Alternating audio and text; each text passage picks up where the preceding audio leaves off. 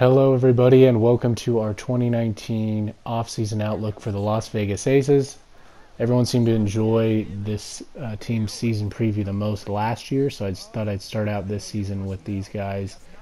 The question for this team is, do they make the playoffs this year, and what do they do with the number one pick?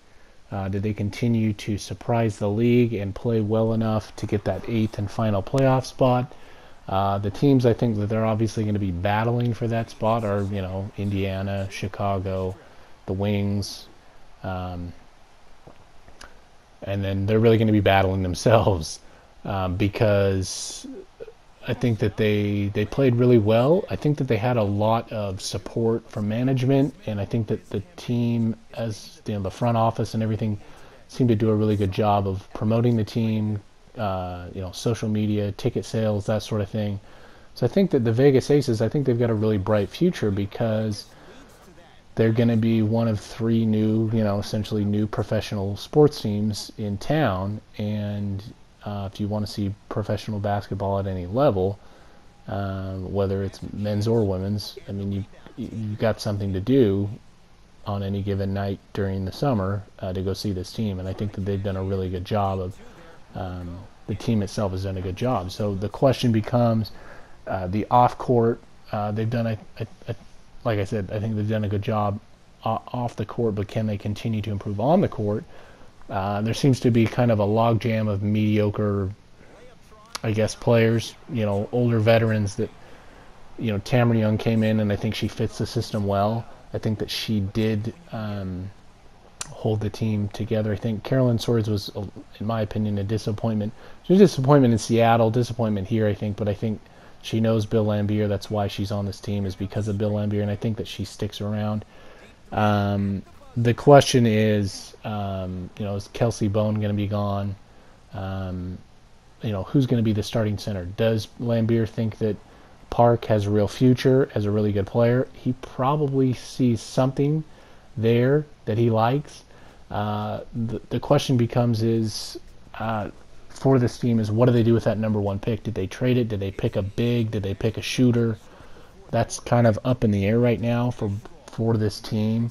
There's been talk across the internet about how you've got Plum who can shoot, you've got McBride who can shoot, you've got Wilson who can score.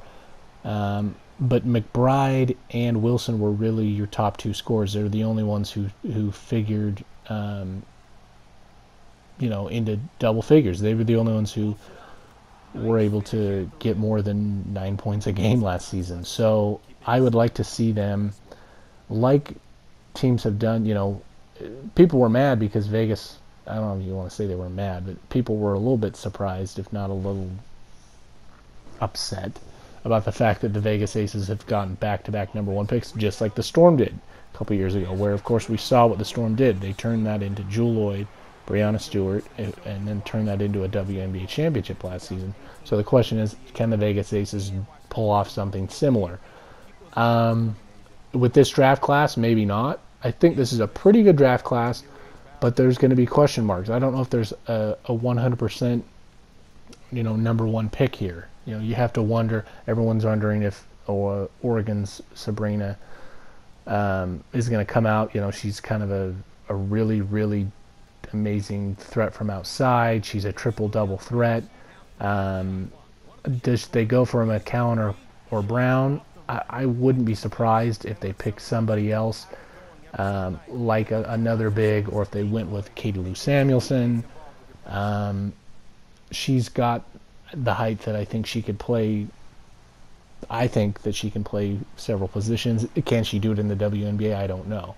But the question becomes is, what kind of moves do they make in free agency? Do they let Mariah Jefferson go? People seem to think that she doesn't really fit Laimbeer's system, and she's coming off the bench. I don't think she's happy where she is. I don't know.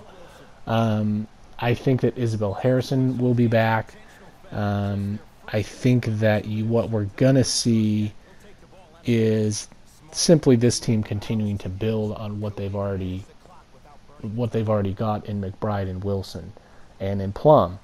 So I think that There's been a lot of talk of, do Jefferson and Plum work as a backcourt duo? I would say probably not. I mean, there's been kind of that drama there. I think Lindsey Allen has been good. Um, I think that with the 16th pick, they can find somebody as a shooting guard. Tamara Young probably stays. Nia Coffey might get traded, might stay.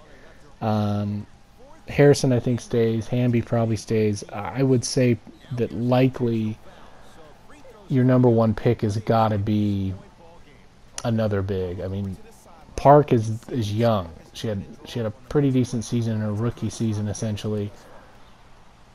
But I think Lambier he's going to want to take advantage of the fact that with the Wings, with Liz Cambage likely getting traded to the Sparks or somewhere, the question is, do the Vegas Aces make a play for Liz Cambage? No, I don't. They're not gonna gamble, even though they are in Las Vegas. They're not gonna, pun intended. They're not gonna gamble on Liz Cambage. I think that Derek Fisher will definitely gamble with the veteran leadership he has there. He will definitely make the gamble, and I think that's where she wants to go. I think that's where she's going to end up.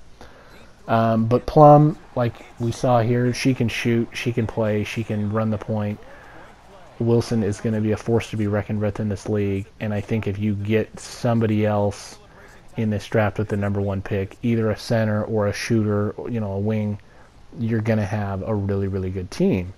There are a lot of question marks for me with a lot of these mix of younger and veteran, kind of mediocre, middle-of-the-road players on this roster.